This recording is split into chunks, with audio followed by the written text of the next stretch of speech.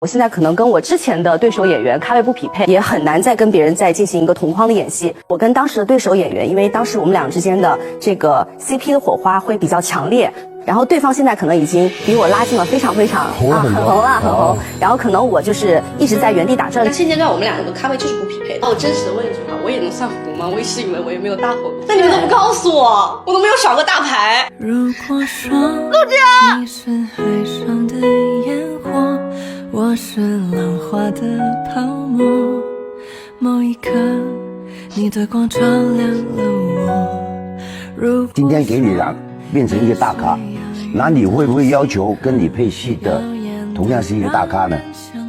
如果他不是一个大咖的时候，你会不会觉得不匹配呢？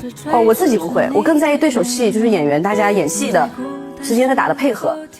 如果我自己的戏演得不好，我的在专业能力上面我自己都不能认可我自己的话，这个咖位即便可能我今天运气好，我到这个位置，我很快也会摔下来的。在你身后像影子追着我梦游，我可以有用没用我决定不了，但做与不做选择在我。每当我为你太